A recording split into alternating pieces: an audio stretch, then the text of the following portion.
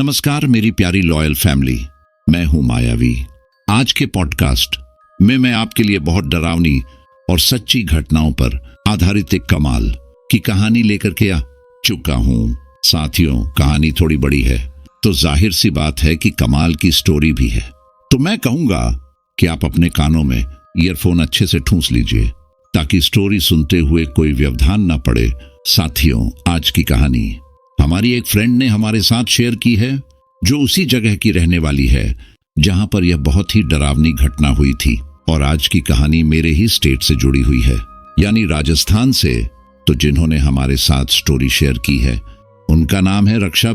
तो रक्षा के डिस्ट्रिक्ट में एक ऐसा हाईवे पड़ता है जहां पर बहुत ज्यादा एक्सीडेंट होते हैं। अब पुलिस और बाकी लोगों को तो यही लगता है कि अगर हाईवे है तो एक्सीडेंट होना नॉर्मल बात है, लेकिन सच्चाई इससे बिल्कुल अलग है।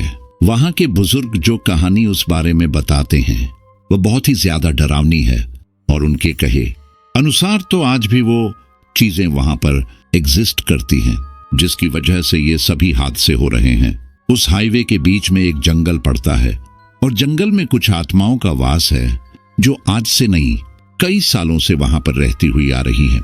और वहां के बुजुर्ग जब उन आत्माओं के बारे में बताते हैं तो सभी उनकी बातों को केवल कहानी ही मानते हैं, लेकिन वहां पर होने वाले हादसे कुछ अलग ही हकीकत बयां करते हैं। एक बार वहां पर कुछ यूनिवर्सिटीज के स्टूडेंट और प्रोफेसर अपनी रिसर्च करने के लिए उन जंगलों में चले गए थे, लेकिन दूसरे दिन न तो वहां पर वो स्टूडेंट नजर आए, ना ही उनके प्रोफेसर। पुलिस ने जब उस पूरे जंगल की खोजबीन की तो उनके हाथ केवल उनके शरीर के कुछ टुकड़े ही लगे। ये खौफनाक हादसा सामने आने के बाद दोबारा उस हाईवे के बारे में तरह तरह की बातें होने लगी। लोग रात को तो छोड़ो, दिन में भी उस हाईवे की ओर जाने में खौफ खाने लगे। लेकिन वो कहते हैं ना कि अगर इस दुनिया में कुछ बुरा है तो उसका सामना करने के लिए कुछ अच्छाई भी मौजूद है। साथियों, मैं नहीं जानता कि आज जो हादसा मैं आपको बताने जा रहा हूं उस पर आप विश्वास करेंगे या नहीं, लेकिन वहां पर कुछ तो ऐसा है जो बहुत ही ज्यादा डरावना है और वास्तविकता से काफी हद तक मेल खाता है। तो स्टोरी को शुरू करें उससे पहले आपसे यही कहूंगा कि अगर अब तक भी आप हमारी लॉयल फैमिली के मेंबर नहीं बने हैं तो चैनल को सब्सक्राइब करके इस रिश्ते की गांठ को और मजबूत कर लीजिए, ताकि हर रोज शाम के शाम आपको बेहतरीन से बेहतरीन कहानियां सुनने को मिल सके। और हाँ, जितने भी लोग कहानी सुन रहे हैं वो अपना ना एक प्यारा सा कमेंट जरूर कर दें। और आप लोग केवल कमेंट अपना नाम ही लिखते हो। अरे भाई, कम से कम उस कहानी के बारे में तो बताओ, उस पर अपने विचार प्रकट करो। तो चलिए, मैं चाहता हूं कि आज की स्टोरी को हम रक्षा के प्रोस्पेक्टिव से ही सुने। नमस्कार साथियों, मैं हूं रक्षा। साथियों, ये कहानी है एक रियल हंटेड प्लेस की, बाहरी घाटा, जिसे स्थानीय लोग मौत की घाटी के नाम से जानते हैं। नेशनल हाईवे पर पट्टू से एक छोटा सा कस्बा है सिरोही, जिसे देवनगरी के नाम से भी जाना जाता है ना दिलचस्प। एक तरफ मौत की घाटी, बाहरी घाटा, और दूसरी तरफ देवनगरी सिरोही, अपने आप में एक अद्भुत अनूठा सा सच। यह नगर बसा है रजवाड़े राजस्थान की गोद में, जिसे इस वीर धरा का जिला होने का गौरव भी प्राप्त है। मेरा अपना गृह जिला। दरअसल यह शहर सिरोही तीनों तरफ से बाहरी घाटे की गोद में बसा है। अब 4 लेन जाने के बाद इस घाटे को काफी हद तक पाट कर कम किया गया है, पर इसकी विभीषिका आज भी उतनी ही भयावह है। आए दिन यहाँ भयानक सड़क हादसे होते रहते हैं, जिनकी विभत्ता हर किसी को सोचने पर मजबूर कर देती है कि आखिर इन भयानक हादसों के पीछे क्या राज है। इन भयावह दुर्घटनाओं और मौतों का सिलसिला आजकल का नहीं है, सालों से चला आ रहा है।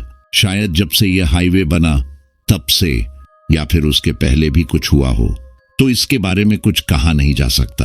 पर इस जगह का इतिहास किसी को पता नहीं है कि आखिर यहाँ इतने भयानक हादसे होते क्यों हैं। इनकी शुरुआत कब हुई ये कोई नहीं जानता, कोई भी नहीं। पर हाँ, इस जगह की विभीषिका और मनहूसियत से बचने के लिए कई वर्षों पहले स्थानीय लोगों ने यहाँ हाईवे पर राजपुरा के निकट बजरंगबली का मंदिर स्थापित किया, ताकि यहाँ बसने वाली दुरात्माओं से उनकी रक्षा हो सके। बस तब से लेकर आज तक निरंतर यहाँ से गुजरने वाला हर वाहन श्री बालाजी के चरणों में हाजिरी लगाकर और प्रसाद पाकर ही आगे बढ़ता है। आप लोगों में से यदि कोई यहाँ से गुजरा हो, दरअसल हमारे यहाँ माउंट आबू को देखने के लिए काफी सारे टूरिस्ट आते हैं, अथवा आप भविष्य में कभी इस हाईवे से सफर करेंगे तो इस जगह का यह अद्भुत दृश्य देखने का अवसर जरूर प्राप्त होगा, क्योंकि यहाँ न केवल स्थानीय वे इस हाईवे से निरंतर सफर करने वाले प्रत्येक वाहन चालक को इस जगह और घाटे वाले हनुमान जी के चमत्कारों के रहस्यों की जानकारी है। फिर चाहे वह कोई ट्रैवल बस हो, कोई सरकारी बस, ट्रक, टैंकर, ट्रॉलर, निजी वाहन, स्कूल बस, सरकारी वाहन, लोडिंग गाड़ी इत्यादि, कोई भी वाहन हो, सब यहाँ धोख लगाकर बालाजी का आशीर्वाद स्वरूप प्रसाद लेकर ही आगे बढ़ते हैं। सालों पहले यह मंदिर एक छोटे से देवली के रूप में स्थापित था, पर समय के साथ साथ और श्री बालाजी के प्रत्यक्ष चमत्कारों के प्रभाव से लोगों की इनमें आस्था बढ़ती ही गई और आज यह मंदिर काफी बड़ा बन गया है। यहाँ से गुजरने वाले यात्रियों के लिए मूलभूत सुविधाएं उपलब्ध हैं। इस खौफनाक घाटे से गुजरने वाला हर इंसान मन ही मन अपनी सलामती की दुआ करते हुए यहाँ से गुजरता है। यहाँ होने वाले हादसे अपने आप में इतने भयावह होते हैं जिसका जिक्र भी करना रोंगटे खड़े करने वाला होता है। इस जगह से खुद मेरी अपनी भी एक खौफनाक याद जुड़ी है। वैसे तो सिरोही हमारा डिस्ट्रिक्ट हेडक्वार्टर है, इसीलिए यहाँ ऑलमोस्ट जाना आना लगा ही रहता है। कभी एग्जाम, कभी कोई पेपर वर्क, इस सिलसिले में अक्सर यहाँ जाना ही पड़ता है। चूंकि मैं जहाँ रहती हूँ वहां से यहाँ की दूरी लगभग 60-70 किलोमीटर है, सो हम अक्सर ही यहाँ तक का सफर तय करते हैं। बचपन में बस से भी जाते थे, पर इतने सालों में कभी कुछ नहीं हुआ। लेकिन इस साल सावन के एक सोमवार पर हम शिवगंज काम्बेश्वर महादेव के दर्शन हेतु गए थे।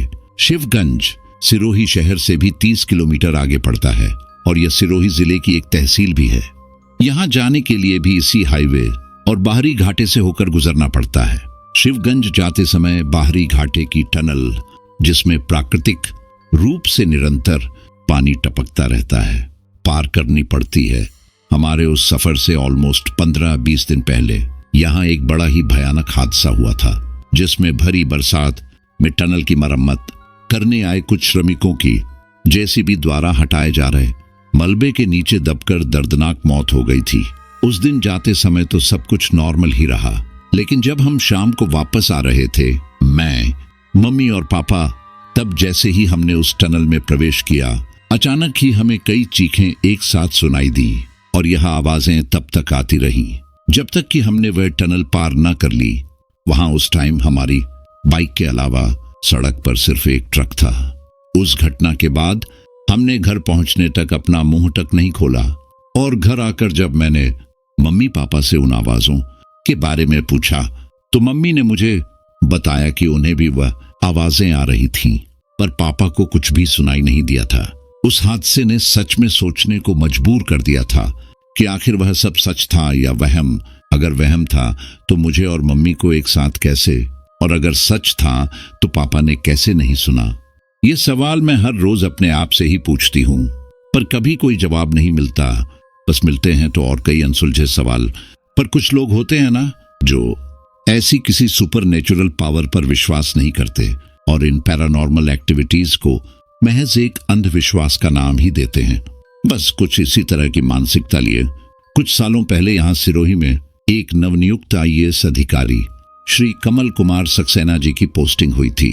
सक्सेना जी की यह पहली पोस्टिंग थी, सो उनमें काम करने का जज्बा भी बेहद शानदार था। वे अत्यंत ही कर्तव्यनिष्ठ होने के साथ साथ अनुशासन प्रिय भी थे। यहाँ ज्वाइन करने के बाद जब उन्होंने पहली बार बाहरी घाटे और इसके अनुपम सौंदर्य को देखा तो वे इसके कायल ही हो गए और उनके मन मस्तिष्क में यहाँ इको टूरिज्म के विकास की संभावनाओं के विचार ने जन्म लिया। जब उन्होंने इस बात का जिक्र अपने PA से किया तो उन्होंने उन्हें इस जगह के खौफनाक सच से रूबरू करवाया। लेकिन सक्सेना जी का ऐसी किसी अंधविश्वास वाली बातों में कोई विश्वास नहीं था। उन्होंने अपने PA के मुंह से ऐसी बात सुनकर उन्हें खूब लताड़ पिलाई। अरे क्या आप भी गुप्ता जी ऐसी मनगढ़ंत बातों पर विश्वास करते हैं? अरे भला मुझे बताइए, इस दुनिया में ऐसी कौन सी सड़क या हाईवे है जहां पर एक्सीडेंट्स नहीं होते? तो क्या हर हाईवे, हर सड़क हंटेड है? बोलिए, पीए गुप्ता जी ने कहा। मैं आपकी बात से सहमत हूं सर, पर आप ही सोचिए, क्या यहां से गुजरने वाला हर इंसान अंधविश्वासी है? क्या इतने लोगों में किसी ने सही गलत के बारे में नहीं सोचा होगा? यहां से गुजरने वाले ट्रक पूरे देश में माल सप्लाई करते हैं, फिर भी क्यों इसी जगह आकर हनुमान जी के दर्शन बिना आगे नहीं बढ़ते? माना सर कि वे लोग कम पढ़े लिखे और अनपढ़ हैं, पर वास्तविक और पारलौकिक घटनाओं के अंतर को तो समझ ही सकते हैं। और फिर सर जी, ये कोई आजकल की बात तो है नहीं, बरसों बीत गए, पर बाहरी घाटे का खौफ अब भी वैसा का वैसा ही है। जरा सोचिए सर, ये हाईवे हमारे पूरे जिले के ठीक बीच में से गुजरता है, जहां सब तरफ ऐसा ही जंगली इलाका है, फिर भी कहीं इतने एक्सीडेंट्स नहीं होते। तो फिर आखिर यहां आकर ऐसा क्या हो जाता है जो लगभग हर रोज इतने हादसे होते हैं, और वह भी इतने दर्दनाक कि कभी कभी तो लाशों की जगह उनके टुकड़ों को इकट्ठा करना पड़ता है। यह कहते हुए गुप्ता जी ने एक गहरी सांस छोड़ी। उनकी बात सुनकर कलेक्टर साहब भी एक बार को तो सख्ते में आ गए, पर फिर उन्होंने खड़े होकर गुप्ता जी के कंधे पर हाथ रखा और उनका मखौल उड़ाते हुए बोले, डोंट वरी गुप्ता जी, आप इतना प्रेशर मत लीजिए और इस प्रोजेक्ट को शुरू करवाइए। मुझे बाहरी घाटे की हिस्ट्री में कोई दिलचस्पी नहीं है, मुझे तो इसकी ज्योग्राफी में इंटरेस्ट है। उन्होंने गुप्ता जी के कंधे को थपथपाते हुए कहा, so let's do work. Is that clear? अब इस टॉपिक पर कोई और बात नहीं होगी, अंडरस्टैंड? गुप्ता जी ने कलेक्टर साहब को इस प्रोजेक्ट को शुरू करने से रोकने के लिए अपनी तरफ से पूरी कोशिश करके देख ली थी, पर अंततः उन्हें मन महसूस कर चुप रह जाना पड़ा। सक्सेना जी अपनी जिद के पक्के थे और सीनियर भी। गुप्ता जी चाहकर भी उन्हें रोक नहीं पाए और इस खूनी प्रोजेक्ट का हिस्सा बन गए। कुछ महीनों में सारी फॉर्मेलिटीज कंप्लीट कर ली गई और फिर इस मौत की घाटी, बाहरी घाटे में इको टूरिज्म कैंप शुरू कर दिया गया। इको टूरिज्म कैंप शुरू करने के कुछ दिनों बाद एक निजी विश्वविद्यालय के पर्यावरण प्रशिक्षण कार्यक्रम के तहत कुछ स्टूडेंट्स का ग्रुप यहां एजुकेशनल टूर पर आया। राजपुरा के निकट जंगल के बीचों बीच उनका इको टूरिज्म कैंप लगाया गया। उस जगह की सुंदर और रमणीय प्राकृतिक आभा सभी का मन मोह ले वाली थी। 10 स्टूडेंट्स के इस ग्रुप में 6 लड़के और 4 लड़कियां शामिल थीं। उनके साथ एक प्रोफेसर भी थे।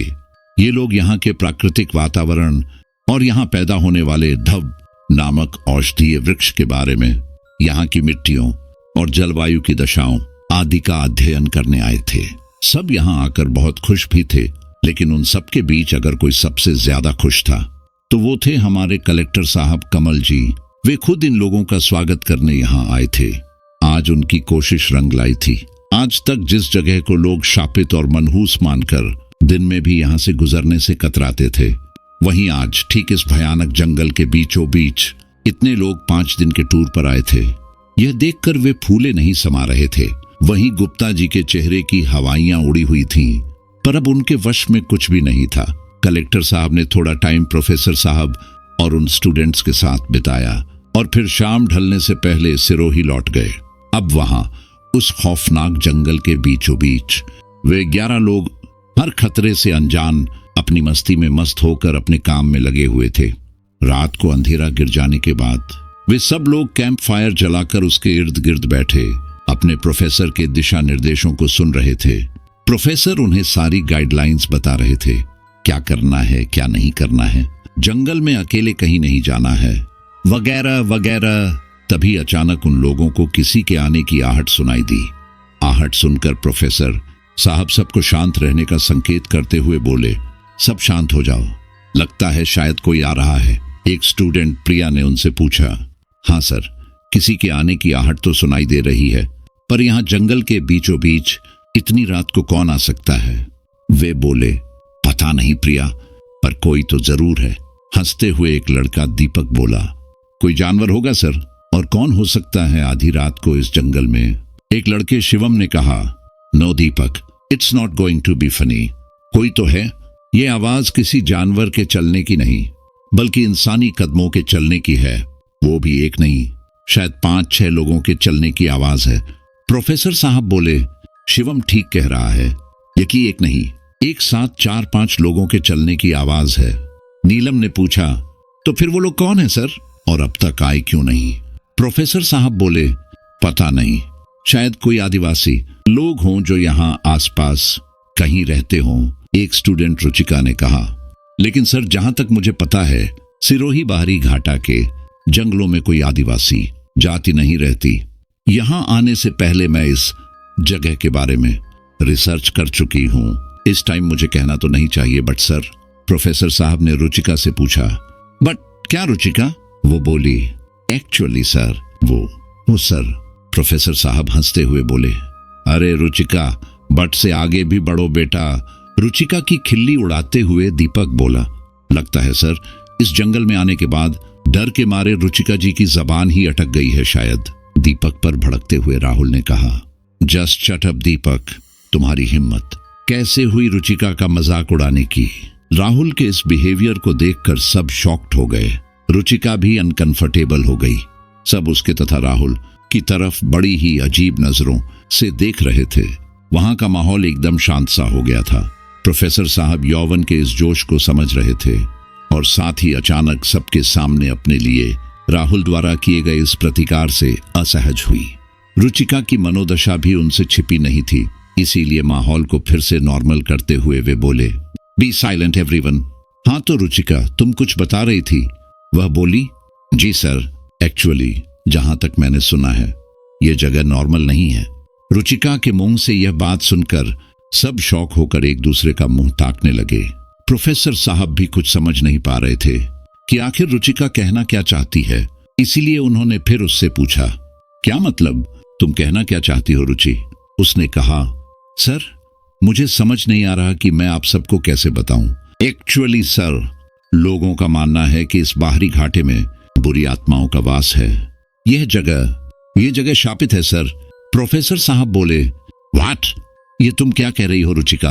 पढ़ी लिखी, वेल एजुकेटेड होने के बाद भी तुम ऐसी नॉनसेंस बातें कर रही हो, मुझे तो विश्वास ही नहीं होता। दीपक ने एक बार फिर रुचिका की हंसी उड़ाते हुए कहा, अब ऐसे लोग भी पीएचडी करके प्रोफेसर बनने का सपना देख रहे हैं। तभी राहुल चिल्लाया, दीपक, मैं छोड़ूंगा नहीं तुझे। यह कहते हुए राहुल दीपक पर झपट पड़ा और दोनों में हाथापाई शुरू हो गई। प्रोफेसर साहब और दूसरे लड़कों ने बीच बचाव किया और उन दोनों को अलग किया। प्रोफेसर साहब ने उन दोनों को खूब डांट भी लगाई और आगे से ऐसा न करने की स्पष्ट वार्निंग भी दे दी। इस सब हंगामे के बीच सब उन कदमों की आवाजों को भूल गए। प्रोफेसर साहब ने भी मीटिंग ओवर करके सबको सो जाने का आदेश दे दिया। सब अपने अपने कैंप में आकर सो गए। एक्चुअली राहुल और दीपक के झगड़े में उन लोगों के मन में पैदा हुआ डर कहीं गुम सा हो गया था। सब लोग लगभग उन आवाजों को भूल से गए थे।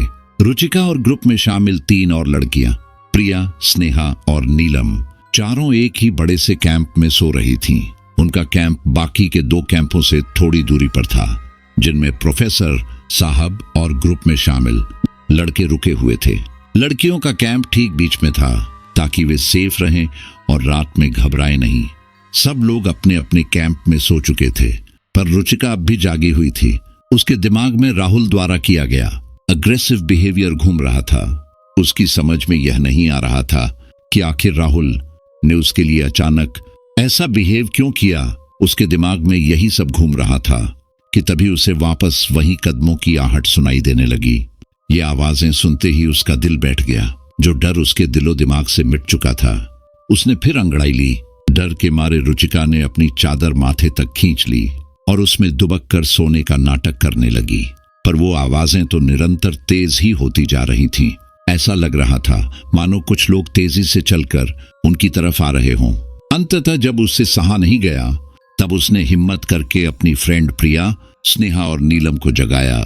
नींद से जागते हुए स्नेहा ने पूछा, क्या हुआ रुचिका, सब ठीक है ना? वो बोली, सब ठीक होता तो मैं तुम लोगों की नींद क्यों खराब करती यार? नीलम ने पूछा, लेकिन हुआ क्या रुचि, बताओ तो सही। रुचिका ने आवाज की दिशा में इशारा करते हुए कहा, जरा ध्यान लगाकर सुनो। वो आवाज जब उसकी तीनों सहेलियों ने ध्यान से सुना, वे भीतर तक हिल गईं।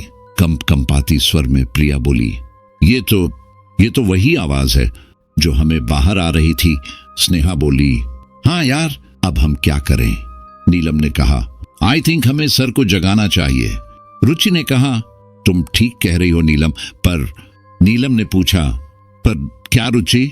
आंखों में आंसू भरते हुए रुचिका ने कहा, पर अब हम में से इतनी हिम्मत किसमें है कि वह टेंट से बाहर निकलकर सर के टेंट तक जा सके? मुझे तो सच में बहुत ज्यादा डर लग रहा है। हम सोच भी नहीं सकते कि हम इस वक्त कितनी खौफनाक जगह पर रुके हुए हैं यार। इतने भयानक एक्सीडेंट्स हुए हैं यहाँ पर, पता नहीं कितनी अतृप्त और भयानक आत्माएं भटक रही होंगी यहाँ, और हम तो अपने एक्साइटमेंट एंड ईगो के चक्कर में बालाजी के मंदिर भी नहीं गए, जो आज तक यहाँ पर किसी ने नहीं किया, चाहे वह किसी भी मजहब का हो। बालाजी को धोख लगाए बिना यहाँ से कभी आगे नहीं बढ़ा, और हम लोग अपनी रिसर्च और पढ़े लिखे होने की खुमारी में खुद को भगवान से भी ऊपर समझ बैठे हैं। सच कहूं तो हम सब निहायत ही पढ़े लिखे स्टूपिड हैं, जो जानबूझकर मौत की गोद में आ बैठे हैं। तभी अचानक वह आवाजें और ज्यादा तेज हो गईं।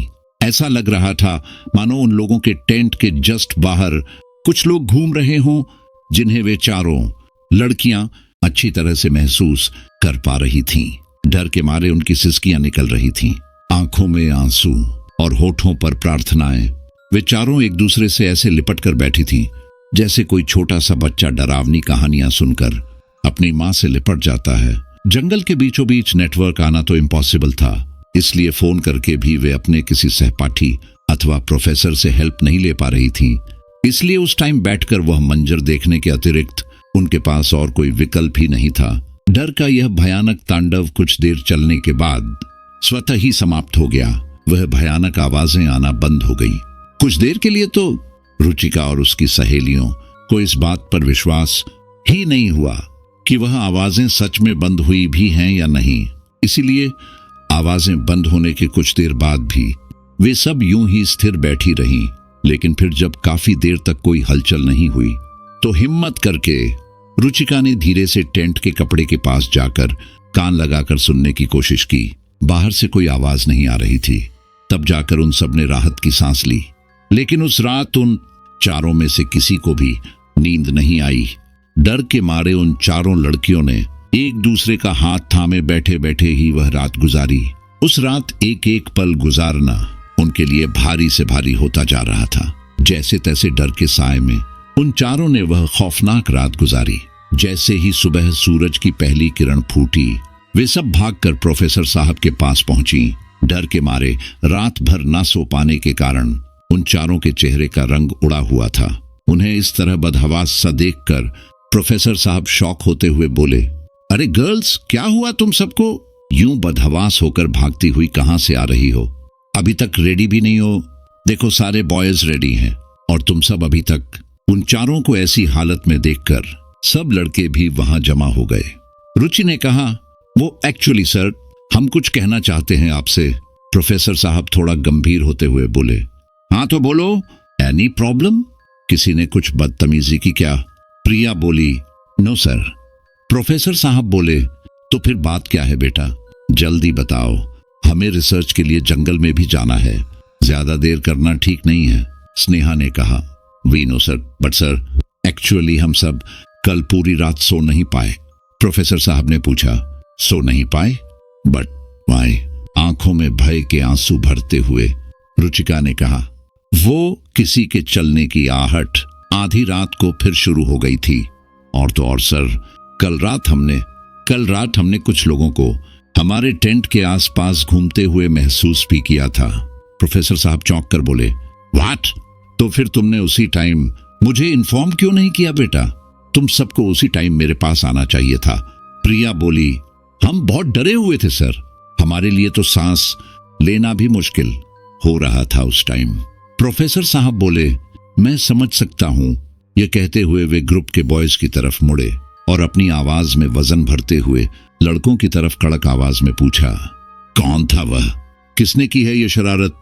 कौन था कल गर्ल्स के टेंट के पास? जवाब दो, गिव मी आंसर, वरना तुम सबको पनिशमेंट मिलेगी, अंडरस्टैंड? प्रोफेसर साहब की बातें सुनकर सब लड़के घबराकर एक दूसरे को शक की निगाहों से देखने लगे। तभी राहुल ने दीपक की तरफ इशारा करते हुए कहा, और कौन हो सकता है सर?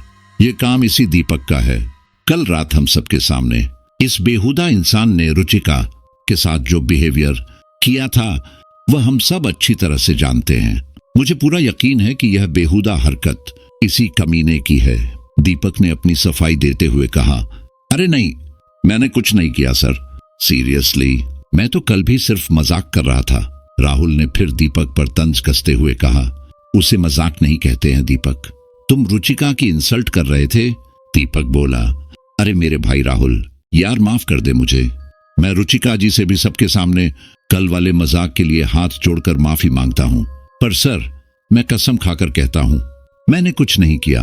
माना कि मजाक करना मेरा स्वभाव है और कभी कभी अपने मजाक से मैं दूसरों की इंसल्ट भी कर देता हूँ, पर सर फिर भी मैं इतना घटिया इंसान भी नहीं हूँ कि आधी रात को गर्ल्स के टेंट के पास जाकर उन्हें डराऊं। सर प्लीज यकीन कीजिए, मेरे पेरेंट्स ने मुझे इतने बेहुदा संस्कार नहीं दिए हैं। सर कल वाले मजाक के लिए जो चाहे वो सजा दे दीजिए आप, पर ये इल्जाम मत लगाइए प्लीज। ये कहते हुए दीपक रो पड़ा। अब तो प्रोफेसर साहब भी सख्ते में आ गए थे। उन्हें भी कुछ समझ नहीं आ रहा था कि हो क्या रहा है आखिर। बहुत से पैरों के एक साथ चलने की आवाज तो वे सब के सब पहले सुन ही चुके थे, और फिर अकेला दीपक यह सब कर भी तो नहीं सकता था। उन्होंने चारों लड़कियों को फ्रेश होने के लिए भेज दिया, लड़कों को भी चाय नाश्ता की व्यवस्था के काम में लगा दिया और खुद बैठकर इन सब घटनाओं के बारे में शुरू से विचार करने लगे। तभी वहां एक रसोइये और उसके हेल्पर को लेकर कलेक्टर साहब के पीए गुप्ता जी आप पहुंचे। दरअसल वे भी पूरी रात इन स्टूडेंट्स के बारे में सोच सोच कर सो नहीं पाए थे, इसीलिए भोर होते ही उन्हें देखने के लिए आप पहुंचे। प्रोफेसर साहब की ओर बढ़ते हुए गुप्ता जी बोले, नमस्ते प्रोफेसर साहब। प्रोफेसर साहब ने चेयर की तरफ इशारा करते हुए कहा, नमस्ते, आइए बैठिए। गुप्ता जी ने बैठते हुए उन्हें रसोइये से मिलवाया। लीजिए प्रोफेसर साहब, इनसे मिलिए। यह हैं आपके रसोइया, इनका नाम मोहन है और यह इसका साथी जगदीश।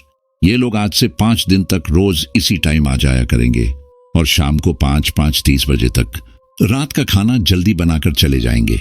प्रोफेसर साहब ने कहा, अरे लेकिन हमें तो फुल टाइम के लिए बावर्ची चाहिए था। बच्चे सब पूरा दिन रिसर्च में बिजी होंगे, रात होते होते तो बहुत थक जाएंगे। ऐसे में चाय पानी के इंतजाम के लिए किसी न किसी का होना तो बहुत जरूरी है। मोहन की तरफ देखते हुए प्रोफेसर साहब बोले, चाहो तो और पैसे ले लो भाई। विचलित होते हुए मोहन बोला, अरे नहीं नहीं साहब, माफ कीजिए मुझे, पर ये मैं नहीं कर पाऊंगा। दिन तो जैसे तैसे बीत जाएगा, पर रात को हम लोग यहाँ पर नहीं रुकेंगे साहब। उसका ऐसा बिहेवियर देखकर आश्चर्यचकित होते हुए प्रोफेसर साहब ने पूछा, अरे पर क्यों?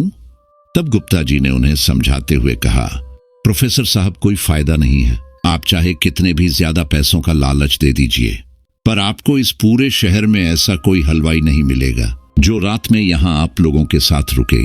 रात को तो छोड़िए, कोई दिन में भी यहाँ नहीं आना चाहता था। बड़ी मुश्किल से इन दोनों को तैयार करके लाया हूं यहाँ। प्रोफेसर साहब बोले, लेकिन क्यों गुप्ता जी, आखिर ऐसा क्या है यहाँ जो?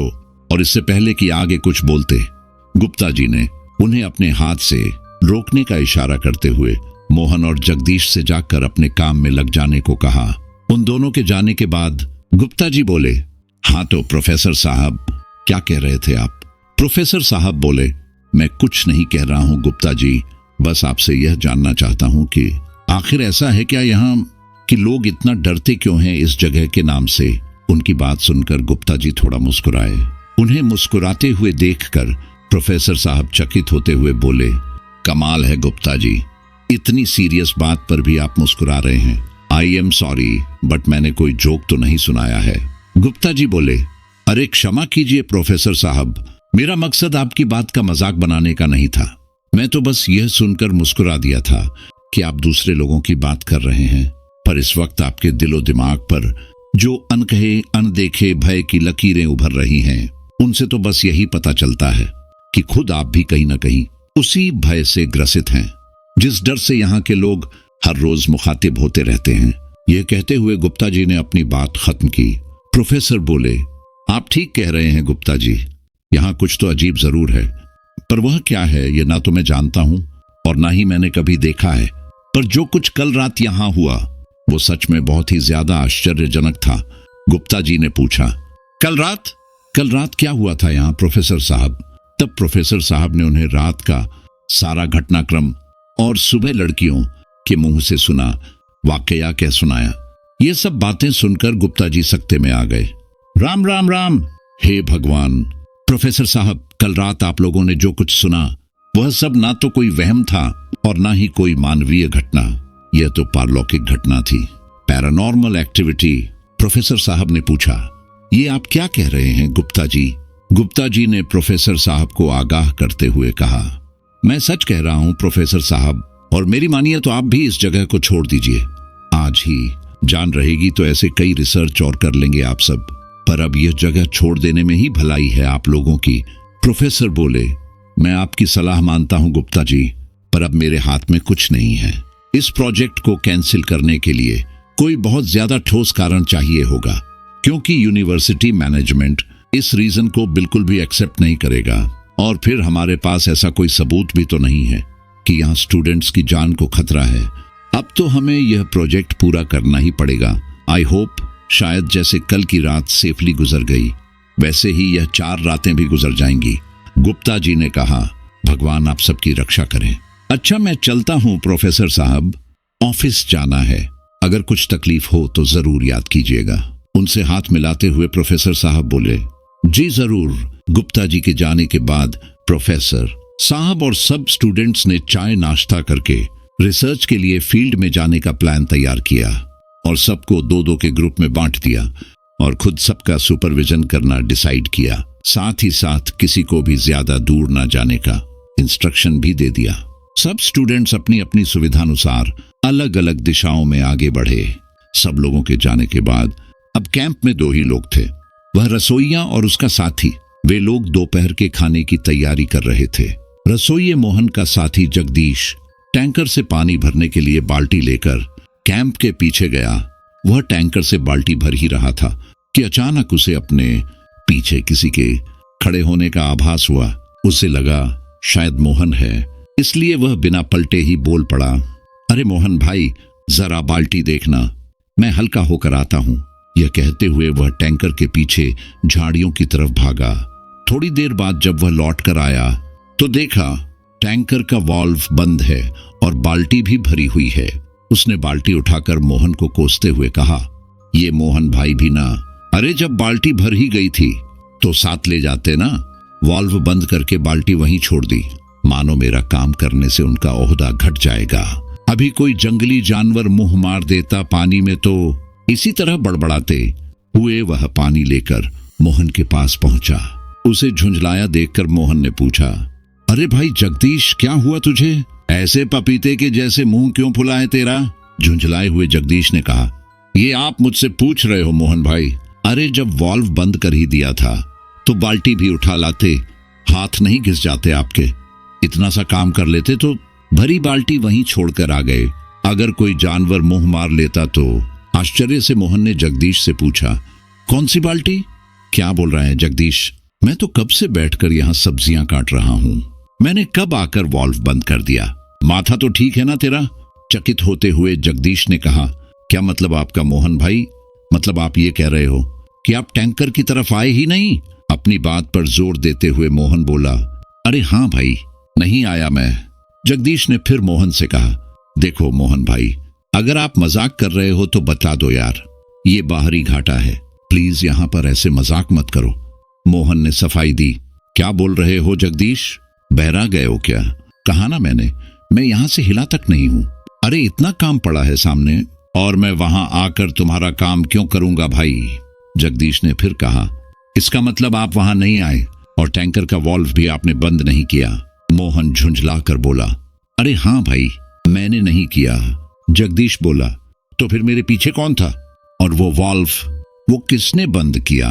हे भगवान, हे बजरंगबली, और तो कोई है ही नहीं यहाँ हमारे सिवा। फिर रक्षा करना दाता, रक्षा करना। जगदीश अपने दोनों हाथ जोड़कर आसमान की तरफ उठाते हुए बोला, जय हो बजरंगबली की, आज तो बचा लिया हनुमान जी ने। मोहन ने पूछा, अरे पर जगदीश हुआ क्या? ये तो बताओ। जगदीश ने कहा, कुछ मत पूछो मोहन भाई, जब मैं टैंकर से पानी भर रहा था उस वक्त मुझे लगा कि मेरे पीछे कोई खड़ा है। मुझे लगा आप हो, इसलिए आपको बाल्टी का ध्यान रखने की बात कहकर मैं हल्का होने चला गया। जब लौट कर आया तो बाल्टी भर चुकी थी और टैंकर का वाल्व भी बंद था। पर आप तो कह रहे हो कि यहां से हिले ही नहीं, और हम दोनों के अलावा कोई तीसरा कैंप में है भी नहीं। फिर ये किया किसने? कुछ समझे मोहन भाई? अंकित होते हुए मोहन बोला। हाँ जगदीश, सब समझ में आ गया भाई। छोड़ ये सब काम और भाग चल यहां से। अरे जब जान ही नहीं रहेगी तो पैसों का क्या करेंगे? जगदीश ने मोहन से पूछा। अरे लेकिन प्रोफेसर साहब को तो आ जाने दो मोहन भाई, उन्हें बिना बताए जाना क्या ठीक रहेगा? जगदीश को समझाते हुए मोहन बोला। अरे पगले, यहां किसे पता है कि वो लोग वापस आएंगे भी या नहीं? कहीं ये बाहरी घाटा समाधि ना बना दे उन लोगों की। ऊपर से बड़े लोगों ने घाटे वाले हनुमान जी के दर्शन भी नहीं किए हैं।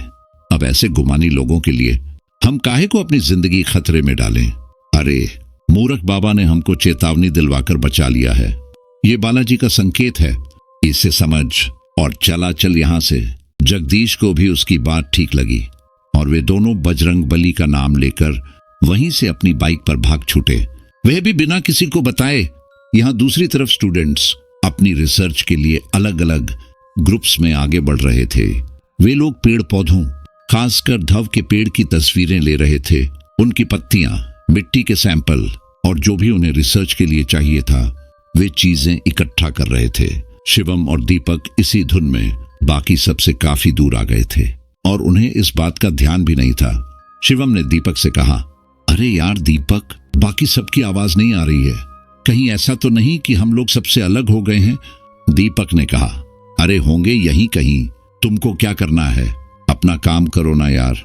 शाम को सर जब सबके सैंपल देखेंगे तो देख लेना, हमारे पास ही सबसे ज्यादा सैंपल होंगे। शिवम ने उसे छेड़ते हुए कहा, हाँ बस तुम पिक्चर सही से क्लिक करना। दोनों अपने अपने काम में मस्त थे। तभी दीपक के कैमरे के सामने अचानक कुछ अजीब सा आ गया। शिवम ने उसके पास आते हुए कहा, क्या हुआ दीपक? शॉक होते हुए दीपक बोला, ओ ये क्या है?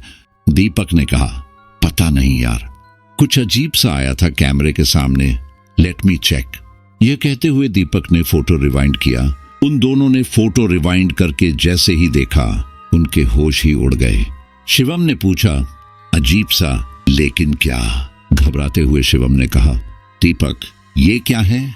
ये क्या क्लिक किया तुमने? भय से कंपाते हुए दीपक ने कहा, पता नहीं यार, ये तो कोई सरकटा आदमी है।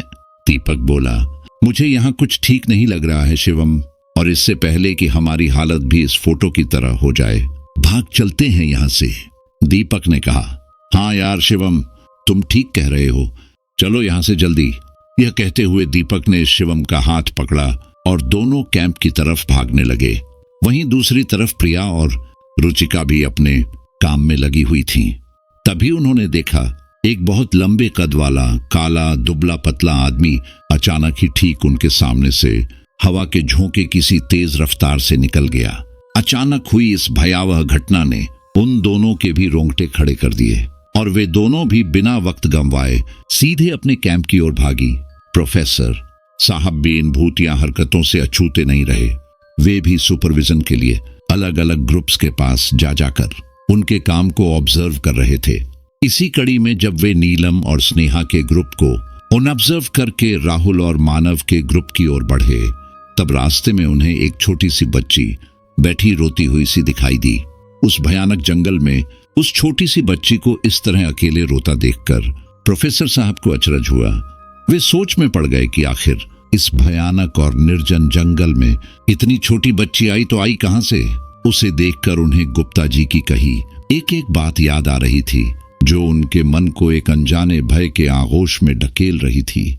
फिर भी हिम्मत करके वे धीरे धीरे उस बच्ची के करीब पहुंचे और बड़े प्यार से उसके माथे पर हाथ रखकर उससे पूछा, तुम कौन हो बेटा और यहाँ कैसे आई? उनकी आवाज सुनकर उस बच्ची का रोना तो बंद हो गया, पर उसने अपना चेहरा ऊपर नहीं उठाया। इस पर प्रोफेसर साहब थोड़ा झुककर उसके पास बैठते हुए फिर बोले, कौन हो तुम बेटा? तुम्हारे माँ बाप कहाँ हैं? इस घने जंगल में तुम अकेली क्या कर रही हो? कैसे आई यहाँ पर? बोलो। उनके इतने सवाल सुनकर भी वह बच्ची तस से मस नहीं हुई। ऐसे में प्रोफेसर साहब को कुछ ठीक ना होने का अंदेशा होने लगा। और उन्होंने वहां से हट जाने का निर्णय किया। जैसे ही वे तेजी से पलटकर वहां से जाने को हुए, उस बच्ची ने पीछे से लपक कर उनका हाथ पकड़ लिया। इस पर उन्होंने पलटकर पीछे देखा तो डर के मारे उनकी आंखें फटी की फटी रह गईं। उन्होंने जो देखा वह वाकई बहुत ज्यादा भयावह था। उस बच्ची का चेहरा बुरी तरह से कटा फटा और सफेद पड़ा हुआ था। आंखें पूरी तरह सफेद और मुंह से टपकती लार, पूरा शरीर सफेद और जख्मी। ऐसा लग रहा था मानो उसके शरीर में खून ही ना हो। यह मंजर देखकर प्रोफेसर साहब के मुंह से एक जोरदार चीख निकल गई और वे अपना संतुलन खोकर वहीं गिर पड़े। लेकिन तुरंत ही संभल कर पुट, बचाओ, हेल्प चिल्लाते हुए भागने लगे। किसी तरह अपना हाथ उससे छुड़ाकर वह चिल्ला उठे, बचाओ, भूत, राहुल, मानव, भूत, बचाओ, बचाओ। वहां से वे सब लोग भागते हुए जैसे तैसे अपने कैंप तक पहुंचे। नीलम और स्नेहा भी उन लोगों की आवाज सुनकर भागती हुई कैंप तक आ पहुंची। लेकिन शिवम और दीपक, जो उन सबसे काफी दूर निकल गए थे, कैंप तक नहीं पहुंच पाए, क्योंकि इतनी दूर आ जाने के बाद वे दोनों रास्ता भटक गए थे। शिवम ने हांफते हुए कहा, यार दीपक, हम लोग रास्ता भटक गए हैं। घबराते हुए दीपक ने कहा, मुझे भी कुछ ऐसा ही लग रहा है शिवम। भय से आतंकित होते हुए शिवम बोला, तो अब हम क्या करें यार? कहीं वह कैमरे वाला भूत वो ना आ जाए यहाँ। दीपक ने रिक्वेस्ट करते हुए शिवम से कहा, प्लीज शिवम, डराओ मत यार। क्या बोल रहे हो तुम? ऐसा कुछ नहीं होगा, हम बहुत जल्द ही निकल जाएंगे यहाँ से। बस यार तुम प्लीज डराओ मत मुझे। ओके, चलो आगे चलते हैं, शायद वहां रास्ता मिल जाए। सामने की तरफ हाथ करते हुए शिवम बोला और वे दोनों उस ओर बढ़ चले। वे दोनों जिसे सही रास्ता समझकर आगे बढ़ रहे थे, एक्चुअली वह रास्ता उन्हें कहीं ले ही नहीं जा रहा था। दोनों घूम फिर कर वापस उसी जगह पर लौट रहे थे। कुछ देर तो उन्हें समझ ही नहीं आया कि हो क्या रहा है, लेकिन 2-3 चक्कर काट लेने के बाद शिवम ने इस बात को नोटिस किया और दीपक से बोला, दीपक तुमने कुछ नोटिस किया? दीपक ने पूछा। क्या? संदेह भरे स्वर में शिवम बोला कि हम इतनी देर से चल तो रहे हैं पर कहीं पहुंच नहीं रहे हैं यार। तुम्हें यह जगह पहचानी सी नहीं लग रही? कुछ अजीब फील नहीं हो रहा? ऐसा नहीं लगता तुम्हें कि हम इसी जगह 2-3 बार गुजर चुके हैं? दीपक ने कहा, हाँ यार, यह जगह कुछ पहचानी पहचानी सी लग रही है, कुछ तो गड़बड़ है। शिवम ने कहा, कुछ नहीं दीपक, बहुत बड़ी गड़बड़ है। वे दोनों थके हारे इसी तरह की बातें ही कर रहे थे कि तभी अचानक उन्हें थोड़ी दूर झाड़ियों में पत्तों की सरसराहट की आवाज सुनाई दी, जिससे वे दोनों घबराकर एक दूसरे से सटकर खड़े हो गए। उनकी नजरें उन झाड़ियों पर ही टिकी थीं। थोड़ी देर सरसराहट होने के बाद आवाज आना बंद हो गई, जिससे उनके मन का डर तो थोड़ा कम हुआ, पर संदेह की रेखाएं अब भी उनके माथे पर उभरी हुई थीं और उनकी नजरें उन्हीं झाड़ियों पर टिकी हुई थीं। लेकिन उनका यह संदेह भी मिट गया जब उन झाड़ियों से उछलकर एक खरगोश वहां से निकल भागा। खरगोश को भागते देख उन दोनों ने चैन की सांस ली। थैंक गॉड, खरगोश था, मैं तो डर ही गया था, कहते हुए दीपक पीछे की तरफ मुड़ा। पीछे मुड़ते ही सामने का मंजर देखकर उसके होश फाख्ता हो गए। आंखें फटी की फटी रह गईं, जबान हलक में ही अटक गई, पूरा शरीर मानो ठंडा सा पड़ गया। उसे अचानक चुप खड़ा देख उसे हिलाते हुए शिवम ने कहा, दीपक, दीपक, पर उसने कोई जवाब नहीं दिया। उसके चेहरे पर हवाइयां उड़ती देख शिवम ने भी पलटकर पीछे देखा, लेकिन तब तक बहुत देर हो चुकी थी। वह भयानक सरकटा प्रेत बिल्कुल उनके सामने आ खड़ा था, बिल्कुल सामने। उसे देखकर शिवम के मुंह से बस एक डर भरी आह ही निकल पाई। उस भयानक बिना सिर के प्रेत ने अपने दोनों हाथों से उन दोनों की गर्दन दबोच ली और उन्हें हवा में उठा लिया। उसकी पकड़ इतनी मजबूत और भयानक थी कि वे दोनों मिलकर भी उससे अपने आप को नहीं बचा पाए और न ही उनकी कोई चीख निकल पाई। उस खूंखार पिशाच ने उनकी गर्दन को तब तक दबाए रखा जब तक कि उनके शरीर से खून की आखिरी बूंद भी उनके मुंह से निकलकर नहीं बह गई। वाकई यह एक भयानक अंत था दीपक और शिवम का।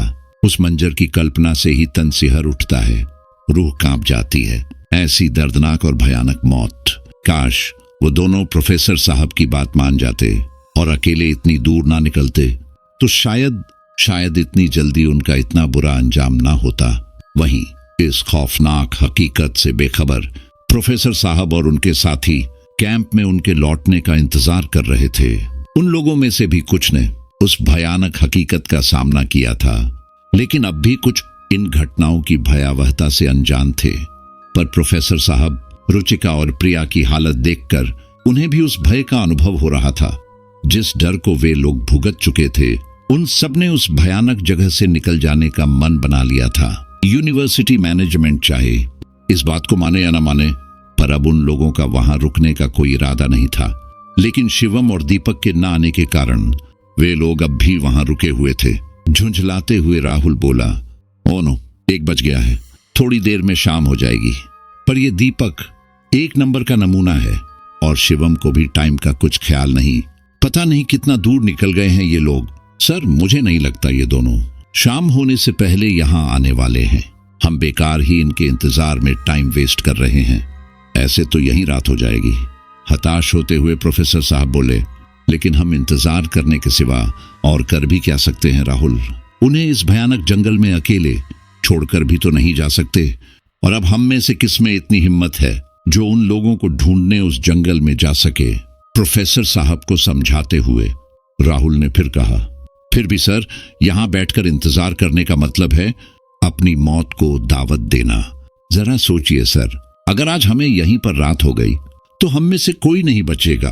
प्रोफेसर साहब ने गंभीर होते हुए कहा, मैं तुम्हारी बात को समझ रहा हूं राहुल, पर दीपक और शिवम मेरे स्टूडेंट्स हैं। उनके पेरेंट्स और यूनिवर्सिटी ने उन्हें मेरे भरोसे यहां भेजा है। उन लोगों की जिम्मेदारी है मुझ पर।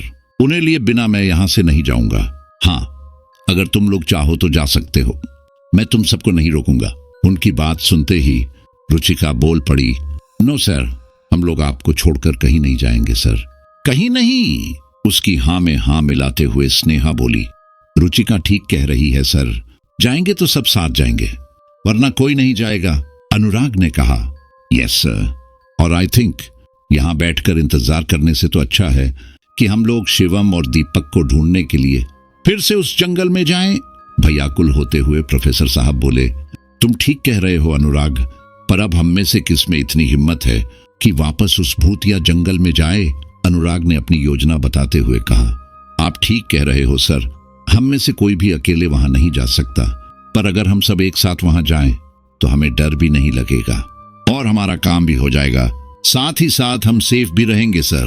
प्रोफेसर साहब बोले, कह तो तुम ठीक ही रहे हो अनुराग, पर फिर से वहां जाना खतरे से खाली नहीं है। मैं एक बार फिर तुम सबकी जिंदगी खतरे में नहीं डालना चाहता। प्रोफेसर साहब को समझाते हुए राहुल बोला, सर, फिलहाल ये सब सोचने का टाइम नहीं है। वैसे भी हम यहाँ इस कैंप में कौन से सेफ हैं, ज्यादा मत सोचिए सर। बाकी सबने भी उसकी बात में अपनी सहमति दर्ज करवाई। सबकी राय जानकर प्रोफेसर साहब फिर से जंगल में जाने को राजी हो गए, लेकिन जाने से पहले उन्होंने सबको स्पष्ट हिदायत दी कि कोई भी अकेला कहीं नहीं जाएगा, चाहे कुछ भी क्यों ना हो जाए, सब साथ में ही रहेंगे। सब ने उनकी बात में हामी भरी और अपने साथियों दीपक और शिवम को ढूंढने के लिए निकल पड़े। वे सब एक दूसरे का हाथ थामे दीपक और शिवम को आवाज लगाते हुए आगे बढ़ रहे थे। दीपक, दीपक, शिवम, दीपक, शिवम। उन लोगों की आवाज गूंजकर वापस उन्हीं के कानों से टकरा रही थी। उस पर हवा का साय साय करके बहना और सूखे पत्तों पर कदम ताल से उत्पन्न सरसराहट की आवाज वातावरण को और ज्यादा भयावह बना रही थी। गर्मियों की दोपहरी तो वैसे भी अपने आप में सुनसान, वीरान और रूहानी होती है। जंगल तो जंगल, शहर भी सुनसान नजर आते हैं। शरीर को झुलसा देने वाली गर्म लू और उस पर जगह जगह उठते बवंडर, सब कुछ एक अलग ही रूहानियत लिए होता है। कहते हैं इन दिनों दोपहर में अकेले घर से बाहर नहीं जाना चाहिए। खासकर सुनसान इलाकों में भूत प्रेत की झपट होने का भय होता है। खैर, ये सब सुनी सुनाई बातें हैं। कोई भी इंसान इन पर तब तक यकीन नहीं कर सकता जब तक कि वह खुद इसे न भुगत ले। अगर इस बात को सच माना जाए तो इस टाइम वे लोग वाकई मौत के मुंह में जा रहे थे। जिस समय आम स्थानों पर भी अकेले बाहर निकलने की मनाही हो, उस टाइम एक भूत या जंगल में घूमना, ये तो अपने आप में एक बहुत बड़ी रिस्क थी। लेकिन यह उनकी किस्मत थी जिसे तो कोई भी नहीं बदल सकता। वे लोग अपनी किस्मत से समझौता करके निरंतर आगे बढ़ रहे थे। अब तक सब कुछ नॉर्मल ही था। कहीं कोई हलचल नहीं, कोई पारलौकिक घटना नहीं, कुछ भी जो अजीब हो नहीं हुआ था। वे सब अब तक चलते चलते अपने कैंप से काफी दूर आ गए थे। वे दीपक और शिवम को निरंतर पुकार रहे थे, पर उन दोनों का कहीं कोई अता पता नहीं था। विपुल बोला, पता नहीं सर, ये दोनों कितना दूर निकल गए हैं, अब तो चला भी नहीं जा रहा है। कहते हुए विपुल ने फिर से उन दोनों को तेज आवाज लगाई, दीपक, शिवम, शिवम, कहाँ हो तुम दोनों? लेकिन कहीं कोई हलचल नहीं, कोई आवाज नहीं, बस एक वीरान शांति। लेकिन इस शांति में आनंद नहीं, सन्नाटे के बीच चीखें छुपी हुई थीं। शायद इसे ही मौत की शांति कहते हैं। काफी देर चलने के बाद एक घने पेड़ के नीचे उन लोगों ने ठहराव किया, अपनी बोतल से पानी पिया और थोड़ी देर वहीं बैठ गए। अब तक 3 बज चुके थे, लेकिन सूर्यदेव अपने चरम पर थे और भरपूर आग बरसा रहे थे। उन लोगों की भय, गर्मी और भूख से हालत पतली हो रही थी। ऐसी हालत में उस पेड़ की छांव उनके लिए अमृत बनकर उभरी थी।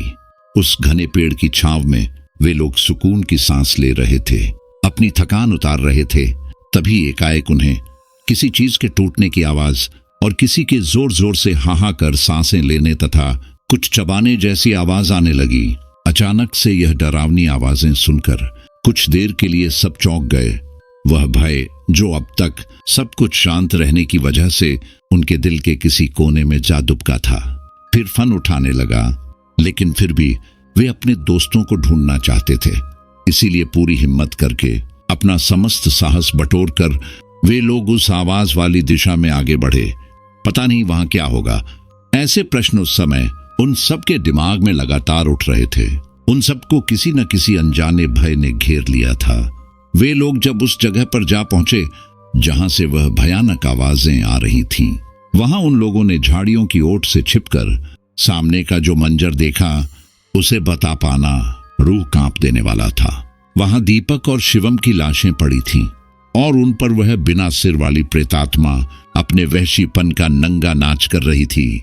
उसके मुंह से टपकती लार, उसका सिर उसके हाथ में और वह भयानक चेहरा खून से सना हुआ, और उसके सामने पड़े दीपक तथा शिवम के क्षत विक्षत मृत शरीर। वह उनके अंगों को उनके जिस्म से अलग करके ऐसे चबा रहा था जैसे जन्मों का भूखा वहशी दरिंदा हो। ये खौफनाक, अविश्वसनीय, भयानक मंजर देखकर स्नेहा और विपुल की चीख निकल गई। रुचिका और अनुराग ने उनकी आवाज दबाने के लिए उनके मुंह पर हाथ रखकर उसे दबा दिया, लेकिन तब तक बहुत देर हो चुकी थी। उस वहशी, खून की प्यासी प्रेतात्मा ने उन लोगों की चीख सुन ली थी और गुस्से में वह उनकी तरफ लपक पड़ी थी। वहीं दूसरी तरफ उस दुस्साहसिक दृश्य को देखकर भय से आतंकित प्रिया वहीं पर बेहोश हो गई। ये सब कुछ इतना अचानक हुआ कि वे लोग खुद को संभाल ही न सके और जिसको जहां रास्ता मिला वह वहीं भाग लिया। रुचिका, राहुल और प्रोफेसर साहब बड़ी मुश्किल से बेहोश पड़ी प्रिया को लेकर वहां से निकलने में सफल हो गए, लेकिन आखिर वही हुआ जिसका डर था। संगठन की शक्ति टूटकर बिखर गई और वही हुआ जो बाहरी घाटे की भयानक, अतृप्त, भटकती आत्माएं चाहती थीं। वे सब मिलकर भी उन लोगों पर एक साथ वार नहीं कर सकती थीं। ऐसे में उन लोगों का एक दूसरे से अलग हो जाना उनके लिए सोने पर सुहागा वाली बात हो गई। पूरा जंगल जो मृत आत्माओं से भरा हुआ था जाग चुका था। चारों ओर चीत्कार मची हुई थी। पूरे जंगल में चीख पुकार मच गई थी।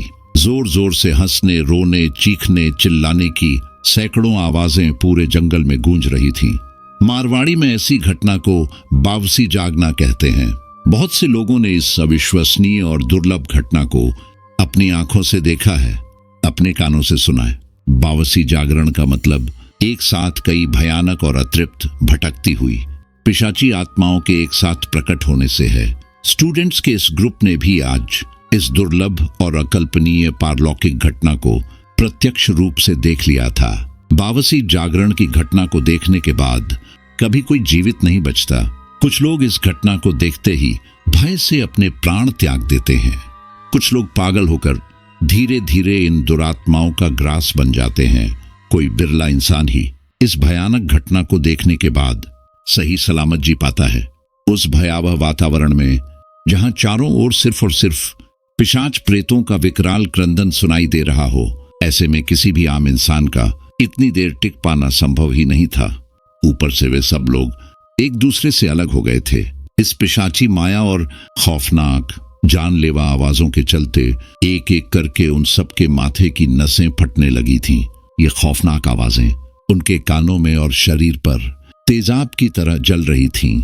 ऐसे में राहुल, रुचिका और प्रोफेसर साहब ने हिम्मत दिखाते हुए बेहोश पड़ी प्रिया को एक जगह लिटाकर उस पर अपनी पानी की बोतल से थोड़ा पानी छिड़का ताकि उसे होश में लाया जा सके। पानी की बूंदें चेहरे पर पड़ते ही संजीवनी बनकर उभरी और प्रिया को होश आ गया। लेकिन होश में आने के बाद का नजारा तो और भी भयानक था। वे जानलेवा भयानक आवाजें जैसे ही उसके कानों में पड़ी, वह डर के मारे चीखने चिल्लाने लगी। राहुल और रुचिका ने किसी तरह उसे संभाला। उनके सांत्वना देने से वह थोड़ा संभल तो गई, पर उसके दिल का डर उसके चेहरे पर साफ झलक रहा था। वहीं उन भयानक आवाजों का कहर अब और भी बढ़ने लगा था, जिसकी वजह से उन लोगों के कान और नाक से खून निकलने लगा था। सांस लेने में तकलीफ हो रही थी, गला सूखकर जाम लग गया था। हांफते हुए राहुल बोला, ये हमें क्या हो रहा है सर? ऐसे तो हम इन जानलेवा आवाजों से ही मर जाएंगे सर। प्रोफेसर साहब ने अपनी जेब से इनहेलर पंप निकालकर मुंह में लगाते हुए कहा, ये तो मुझे भी समझ नहीं आ रहा है राहुल, मुझे तो वैसे भी अस्थमा की प्रॉब्लम है। तभी रुचिका बोली, सर मेरे पास एक आइडिया है। प्रिया बोली, क्या रुचिका? बताओ तो सही। रुचिका ने कहा, अगर हम अपने चेहरे को बहुत से कपड़े लपेटकर पूरी तरह से ढक दें तो ये आवाजें हमारे कानों में कम पड़ेंगी और शायद हम इनसे थोड़ा बच सकेंगे। प्रोफेसर साहब बोले, तुम ठीक कह रही हो रुचिका बेटा, मुझे भी यह ठीक ही लग रहा है। और फिर इसके सिवा हमारे पास और कोई रास्ता भी तो नहीं है, हमें यही करना चाहिए। उन सब ने अपने अपने बैग से टॉवेल, नैपकिन, रुमाल, जैकेट और जो भी कपड़ा ठीक लगा उन सब से अपने चेहरे को पूरी तरह से बांध लिया। जितने ज्यादा हो सके कपड़ों को अपने चेहरे पर लपेट लिया। सिर्फ आंखों के सिवा और कुछ नजर ही नहीं आ रहा था। फिर भी उन आवाजों का कहर उन पर बरसने में कोई विशेष कमी तो नहीं आई थी, पर फिर भी अपनी सुरक्षा के लिए ये उनके द्वारा उठाया गया एक सार्थक कदम सिद्ध हो रहा था। वहीं दूसरी तरफ एक एक करके उनके साथी उन क्रूर आवाजों की भेंट चढ़ रहे थे। स्वतः ही लहूलुहान होकर जमीन पर गिर रहे थे। उनका शरीर फट रहा था और इस कारण शरीर पर जगह जगह से खून रिस रहा था। वे लोग पागल हो रहे थे। उनके दिमाग की नसें फट रही थीं और अपना सिर पकड़कर शांति की खोज में पागलों की तरह इधर उधर भाग रहे थे। उनकी छटपटाहट, उनकी बेचैनी और इस तरह से व्याकुल होकर तड़पना, सब कुछ सिर्फ उन पिशाची आवाजों की वजह से हो रहा था। आखिर इस स्थिति में वे लोग कब तक जिंदा बच पाते? अंततः उस पैशाची माया के आगे इंसानी जज्बा नहीं टिक सका। एक एक करके उन लोगों ने तड़प तड़प कर वहीं उसी जंगल में छटपटाते हुए अपने प्राण त्याग दिए।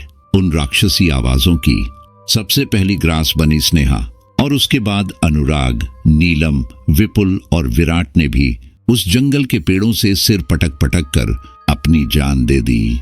बस अब उस जंगल में सिर्फ और सिर्फ वे 4 लोग ही जिंदा बचे थे। रुचिका, राहुल, प्रिया और प्रोफेसर साहब, वह भी कब तक जिंदा बचने वाले थे इसकी कोई गारंटी नहीं थी। फिर भी सब बाधाओं से लड़ते हुए एक दूसरे का हाथ थामकर वे लोग निरंतर आगे बढ़ रहे थे। लेकिन अब तक उन्हें उस जंगल से बाहर निकलने का कोई रास्ता नहीं मिला था। पर हाँ, वे भयानक जानलेवा आवाजें आना बंद हो गई थीं। ये देखकर उन सब ने अपने अपने चेहरों से कपड़े हटा लिए थे। वे सारे कपड़े उनके कानों और नाक से रिसते खून की वजह से लाल हो गए थे।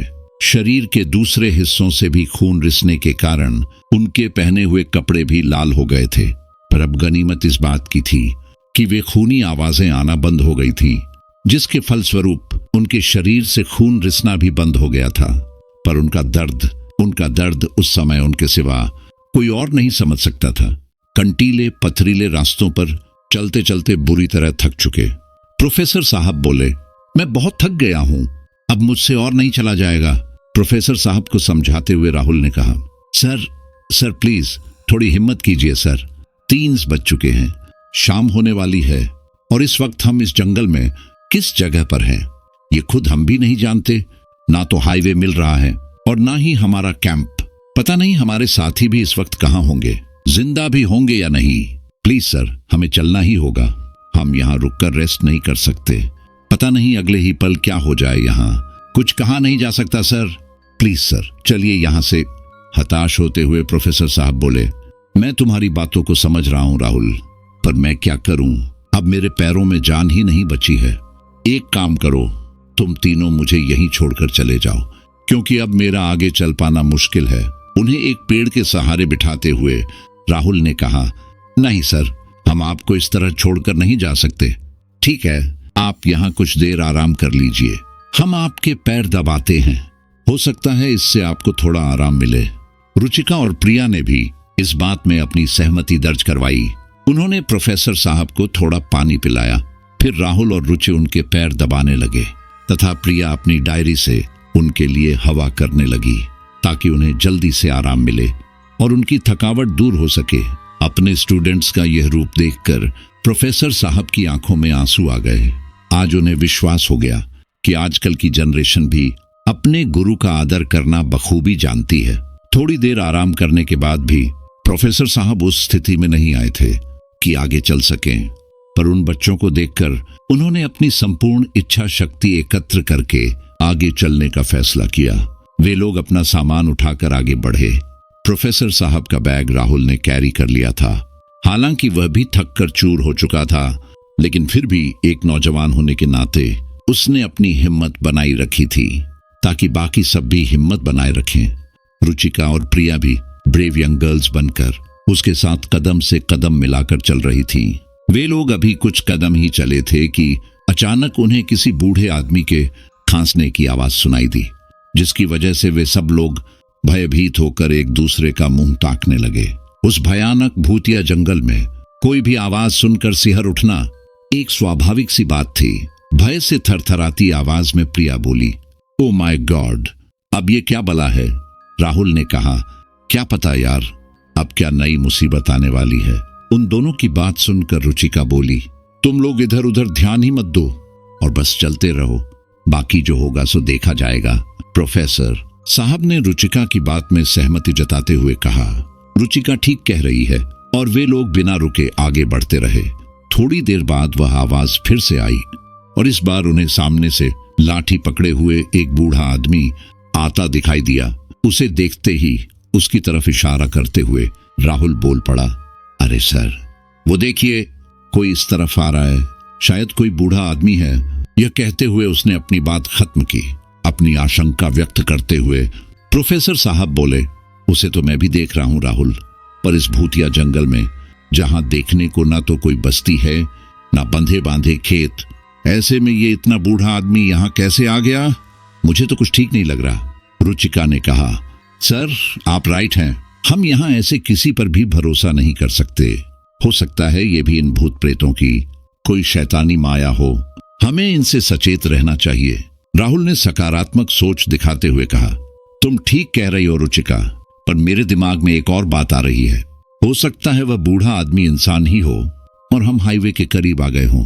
प्रिया ने कहा, होने को तो कुछ भी हो सकता है, पर असलियत तो तभी सामने आएगी जब वह बूढ़ा आदमी हमारे करीब आएगा।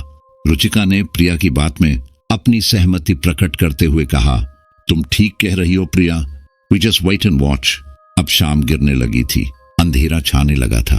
वह बूढ़ा आदमी एक हाथ में लाठी पकड़े और दूसरे हाथ से बीड़ी सुलगाए धीरे धीरे उनके करीब आ रहा था। उसकी वेशभूषा आम ग्रामीण बुजुर्ग आदमी जैसी ही थी। मैली सी धोती, कंधे पर एक पुराना सा कंबल, माथे पर एक सफेद गमछा लपेटे हुए, ऊपर से नंगे बदन, हाथ में लाठी और मुंह में बीड़ी। उसे देखकर सब कुछ नॉर्मल ही लग रहा था। डर वाली फीलिंग तो बिल्कुल भी नहीं आ रही थी। वह बूढ़ा आदमी उनके करीब आकर रुका और उन लोगों को देखकर उसने बीड़ी का एक कश लेते हुए कहा, कर्ण हो थे सा, मतलब कौन हो आप लोग? कहां कर रहा हो थे लोग? को मालूम को नहीं की कितनी भयानक जंगल है वो बाहरी घाटों, क्यों आया हो ऐटे? उसने एक साथ सवालों की बौछार कर दी। बोलो कौन हो? वहीं वे सब लोग अवाक होकर बस उसे देखे ही जा रहे थे। उन्हें इस बात पर विश्वास ही नहीं हो रहा था कि इस भयानक जंगल में उन्हें कोई इंसान भी मिल सकता है। उसकी बात सुनकर प्रोफेसर साहब ने उसे शुरू से अब तक का सारा वृतांत कह सुनाया। उसने भी उनकी बात बड़ी गहराई से सुनी और फिर पूरी बात सुनने के बाद हुंकार भरते हुए बोला, तो ये बात है, आप सब शहर के लोग को कहला गए कि हम गांव वाले लोग बिल्कुल मूर्ख हैं। अब तो देख लिया ना आपने, किस चीज का नाम है वो बाहरी घाटों, देख लियो कि ना। उसके सामने हाथ जोड़कर रिक्वेस्ट करते हुए रुचिका ने कहा, माफ कर दो बाबा, हमें नहीं पता था कि यहाँ यह सब हो जाएगा। आखिर ये जगह इतनी हॉन्टेड क्यों है? ऐसा क्या हुआ है यहाँ, और हम कैसे निकल पाएंगे यहाँ से? प्लीज बाबा हमारी मदद कीजिए। वह बोला, इस जगह से बच पाना तो बहुत मुश्किल है बेटी, जानती हो यो बाहरी घाटों है, यहाँ पर तो साक्षात मौत बसती है। फिर अपने स्वर को मंद करते हुए वह आगे बोला, यो बाहरी घाटा तो यक्ष का गढ़ है। गढ़? कंपाते स्वर में राहुल ने उस बूढ़े बाबा से पूछा, यक्ष ये क्या होता है बाबा? वो बूढ़ा बाबा बोला, यक्ष एक प्रकार की योनि है, जैसे मानव योनि, पशु योनि, भूत योनि, पिशाच योनि, राक्षस योनि और दूसरी कई योनियां। पुराणों के अनुसार कुल 34 लाख योनियां हैं। उनमें से एक है ये यक्ष योनि। ये 2 विपरीत गुणों से युक्त अद्भुत योनि है। कुछ यक्ष दैवीय स्वभाव वाले और द्विजों की रक्षा करने वाले दैवीय सद्गुणों से युक्त होते हैं, वहीं कुछ यक्ष राक्षसी गुणों वाले, क्रूर, अत्याचारी व पैशाचिक मानसिकता वाले होते हैं। दैवीय गुणों से युक्त यक्ष का संबंध देवलोक से होता है। वे एक तरह से देवता ही होते हैं, बस ये देवताओं की भांति अमरत्व से युक्त नहीं होते, किंतु इनकी आयु हजारों वर्षों की होती है। इनका जन्म प्रकृति द्वारा सीधे यक्ष योनि में ही होता है, जैसे कुछ भूत प्रेतों का भी प्रकृति द्वारा सीधे भूत योनि में जन्म होता है। ठीक उसी प्रकार वहीं दूसरी ओर राक्षसी प्रवृत्ति वाले यक्ष का निर्माण इंसानों द्वारा तंत्र विद्या से किसी स्थान, बहुमूल्य वस्तु, किसी जलाशय अथवा किसी खजाने की सुरक्षा के लिए किया जाता है। वास्तव में ये यक्ष 10 से 12 वर्ष के बच्चे होते हैं, जिनकी बलि यक्षराज को दी जाती है और फिर तंत्र विद्या द्वारा इनकी आत्मा को यक्ष के रूप में परिणत किया जाता है। यह यक्ष अत्यंत ही शक्तिशाली आत्मा होती है, जो उस जगह अथवा वस्तु की हर परिस्थिति में हिफाजत करती है, जिसकी सुरक्षा हेतु इनका निर्माण किया जाता है। इस स्थान पर भी ऐसे ही यक्ष का वास है। कहते हुए उस बूढ़े बाबा ने अपनी बात समाप्त की। उनकी यह बातें सुनकर उन सब के रोंगटे खड़े हो गए। अत्यंत ही अधीर और व्याकुल मन से संतृप्त होते हुए रुचिका ने कहा, कैसे निर्दयी लोग होते होंगे जो मासूम बच्चों को हे भगवान सोचकर भी रूह कांप जाती है। राहुल ने उत्सुकतावश पूछा, लेकिन बाबा आपने तो कहा कि किसी खजाने, किसी विशेष स्थान अथवा बहुमूल्य वस्तु की रक्षा के लिए इनका निर्माण किया जाता है। फिर यह जगह तो एक बीहड़ है, भला यहाँ ऐसा क्या खास है जो यहाँ पर इन यक्ष का निर्माण कर इन्हें बसाया गया? और ये सब किया किसने? उसकी बात सुनकर वह बूढ़ा बाबा मुस्कुराने लगा। रुचिका ने बूढ़े बाबा से पूछा, आप मुस्कुरा क्यों रहे हैं बाबा? आखिर राहुल ने हंसने मुस्कुराने वाली तो कोई बात की ही नहीं है। फिर उस बूढ़े बाबा ने कहा, जो बात इस लड़के ने कही है वह हंसने वाली बात ही तो है। अरे तुम लोग तो पढ़े लिखे हो, फिर भी कारण मारे से पूछो हो कि इस जगह में ऐसी क्या खास बात है, तुम्हारे को हंसना नहीं आवेगा तो क्या आवेगा? रुचिका ने फिर पूछा, क्या मतलब बाबा, आप कहना क्या चाहते हो? बाबा बोला, अरे बेटी तुमने इतिहास नहीं पढ़ा के? ये शहर है ना सिरोही, एक जमाने में ये एक छोटी सी रियासत हुआ करती थी और ये नगर उस सिरोही रियासत की राजधानी, और राजधानी ही तो रियासत की आत्मा होवे है ना। इसलिए यहाँ के रजवाड़ों को इस नगर की सुरक्षा की खूब चिंता रहती थी। एक दिन उन्होंने अपने राजपुरोहित से इस विषय पर चर्चा की।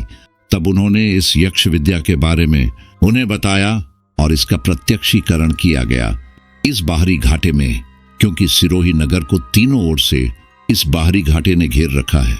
ऐसे में अगर बाहरी घाटे की सुरक्षा का प्रबंध ठीक तरह से हो जाए तो फिर महाराजा को केवल एक ओर की सीमा सुरक्षा का ही प्रबंध करना होगा, जो अत्यंत ही सरल और पुख्ता रूप से हो सकता था। एक ओर की सीमा सुरक्षा करना फिर इतना मुश्किल नहीं था। इसलिए इस बाहरी घाटे में ढेर सारे किशोर वय बच्चों की बलि दी गई और उन्हें यक्ष के रूप में परिणत किया गया। जिससे इस नगर की पूर्ण सुरक्षा हो सके। इसलिए तो यह नगर सिरोही कभी किसी का गुलाम नहीं बना। और यह झूठ नहीं, सत्य है, शाश्वत सत्य। सिरोही को कभी कोई नहीं जीत सका, ना ही अंग्रेज और ना ही मुगल। चाहे तो इतिहास उठाकर देख लियो।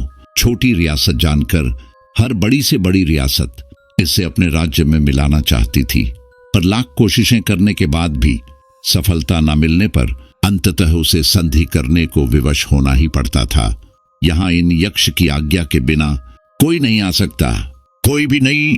लेकिन जब देश आजाद हुआ और यहां लोकतंत्र की स्थापना हुई, तब इस बाहरी घाटे को चीरकर इसके मध्य से इस हाईवे का निर्माण किया गया और यहां से लोगों की गाड़ियों की अनियंत्रित आवाजाही शुरू हो गई, जिससे यक्ष गुस्से से पागल हो गए और यहां दिन प्रतिदिन भयंकर से भी भयंकर और विभत्स हादसे होने लगे।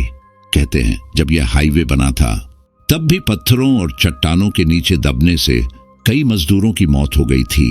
वे सब लोग जो यहां मारे गए हैं, अब उनकी अतृप्त प्रेतात्माएं भी यहां भटकती रहती हैं और लोगों को अपना शिकार भी बनाती हैं। इस नगर पर जहां एक ओर शरणवानाथ भगवान श्री सारणेश्वर महादेव का आशीर्वाद है, वहीं इस बाहरी घाटे ने यक्षों की सुरक्षा का कवच पहना हुआ है। इसलिए तो इसे देवनगरी भी कहते हैं। देवनगरी सिरोही के इस अनकहे सत्य को कोई नहीं जानता, कोई भी नहीं, क्योंकि यहां यक्ष को बसाने की बात महाराज ने इतनी गुप्त रखी थी कि अपनी रानी को भी कभी नहीं बताई। ये बात केवल दो ही लोग जानते थे, एक तो वो राजा जिन्होंने इन यक्षों की उत्पत्ति करवाई थी और दूसरे उनके पुरोहित जिन्होंने यक्ष को बनाया था। उन दोनों के सिवा कोई तीसरा इस सत्य को नहीं जानता। उनकी बातें सुनकर वे सब लोग हैरान परेशान हो गए। उनके मन में प्रश्न उठा कि यदि ये बात कोई नहीं जानता तो फिर ये बूढ़े बाबा कैसे जानते हैं। अतः राहुल से रहा नहीं गया और उसने उन बूढ़े बाबा से पूछ ही लिया, क्या फेंक रहे हो बाबा? अगर ऐसा है तो फिर आप ये सब कैसे जानते हो? क्या आप भी कोई भूत हो? हंसते हुए राहुल बोला, या फिर यूं ही हम डरे हुए हैं तो हमें और डरा रहे हो? उसकी बात सुनकर वह बूढ़ा आदमी जोर जोर से हंसने लगा, वह भी इतना जोर से कि पूरा का पूरा जंगल उसकी हंसी से गुंजायमान हो उठा। और देखते ही देखते वहां कई यक्ष प्रकट हो गए। सिर पर एक छोटा सा मुकुट और तन पर सिर्फ एक लंगोट, बाकी पूरा शरीर नग्न। उनकी देह को देखकर उसकी कठोरता का अनुमान लगाया जा सकता था, जैसे कोई वज्र की बनी काया हो। कद इतना बड़ा कि बड़े बड़े विशाल पेड़ भी उनके सामने कधीन नजर आ रहे थे। उनकी आवाज, उनका शरीर, उनकी हंसी तथा आदमखोर जानवरों जैसे नुकीले दांत और पंजे, साथ ही उनके गले में पहनी हुई मुंडमाला, उन्हें देखकर भय के मारे उन सब का कलेजा मुंह को आ रहा था। इतने भयानक यक्षों को एक साथ देखकर वे सब भय से हतप्रभ हो गए। उन्हें ऐसा लग रहा था जैसे उनके समक्ष कई राक्षस आ खड़े हों। अभी तो वे लोग इस भय से उभरे भी नहीं थे कि उन्हें एक और सदमा लगा। वो बूढ़ा आदमी जिसने उन सबको बाहरी घाटे का इतिहास बताया था, वह भी अपना स्वरूप बदलकर अपने मूल यक्ष स्वरूप में परिवर्तित हो गया। यह देखकर उन सबको गंभीर आघात लगा। भय से उनके शरीर थर थर कांपने लगे, उनके होंठ सूख गए, बोली जैसे गले में ही अटक गई, सांसें मानो थम सी गईं, शरीर डर से पीला पड़ गया। अब तक जो कुछ भी उन्होंने देखा था वह सब तो इस दृश्य के सामने कुछ भी नहीं था। और उस पर सबसे ज्यादा आघात तो उन्हें इस बात का लगा कि वे अब तक एक खूंखार यक्ष से साधारण इंसान जैसा व्यवहार कर रहे थे, एक भयानक यक्ष से बातें कर रहे थे। अजीब पर सच। वहीं वह बूढ़ा आदमी जो अब यक्ष बन चुका था, जोर जोर से हंसते हुए बोला, क्यों, क्या हुआ? अब तुम लोगों की बोलती कैसे बंद हो गई? हाथ जोड़कर बिलखते हुए रुचिका ने विनती की, हमें माफ कर दो यक्षराज, हम यहां से दूर चले जाएंगे और फिर कभी लौटकर नहीं आएंगे, हमें छोड़ दो प्लीज। शैतानी हंसी हंसते हुए वह यक्ष बोला, यह नहीं हो सकता। अगर तुम लोग यहां से जिंदा बच गए तो यहां हमारी शांति भंग करने दूसरे लोग आएंगे, लेकिन अगर तुम लोग मर गए तो फिर यहां कभी कोई नहीं आएगा। राहुल और प्रिया ने भी घुटनों के बल गिरकर उनसे दया की भीख मांगी, नहीं प्लीज हमें जाने दीजिए प्लीज। प्रोफेसर साहब भी रिक्वेस्ट करते हुए बोले, आप लोग इन बच्चों को छोड़ दीजिए, चाहे तो मुझे मार दीजिए पर इन्हें छोड़ दीजिए। इन लोगों की कोई गलती नहीं है। इन्हें तो मैं यहां लेकर आया था। इन्हें माफ कर दीजिए, छोड़ दीजिए इन्हें प्लीज। मैं हाथ जोड़कर प्रार्थना करता हूं आपसे।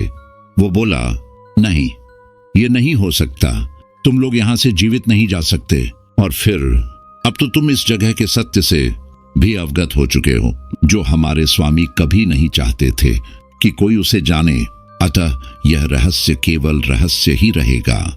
कोई भी इंसान कभी इसे नहीं जान सकेगा। ये राज तुम सबकी मौत के साथ ही सदा के लिए इस बाहरी घाटे में सिमट कर रह जाएगा। और यह कहते हुए वे सब यक्ष उन लोगों पर टूट पड़े। सब कुछ उन लोगों की मौत के साथ ही सदा के लिए समाप्त हो गया। उनके सपने, उनका रिसर्च, उनका करियर और उनकी जिंदगी, सब कुछ बस कुछ खत्म नहीं हुआ। तो बाहरी घाटे का आतंक। दूसरे दिन जब गुप्ता जी वहां आए तो उन्हें कैंप में कोई भी नजर नहीं आया। ऐसे में उन्होंने कलेक्टर साहब और पुलिस को इस बात की सूचना दी। जब पुलिस की टीम ने उस जंगल की खाक छानी तो उन्हें अलग अलग जगहों से उन लोगों का सामान और क्षत विक्षत शरीरों के कई टुकड़े मिले। लेकिन वे चारों जो उन यक्षों के हाथों मारे गए थे, उनका ना तो कोई सामान मिला और ना ही लाश। साथियों, जो कहानी मैंने आपको सुनाई है, मैं नहीं जानता कि इस कहानी पर आप कितना विश्वास करेंगे। और शायद आप लोगों के काफी सारे सवाल भी होंगे कि अगर वहां पर प्रोफेसर और उनके स्टूडेंट्स की मौत हो गई थी तो ये वाली बात हमको किसने बताई।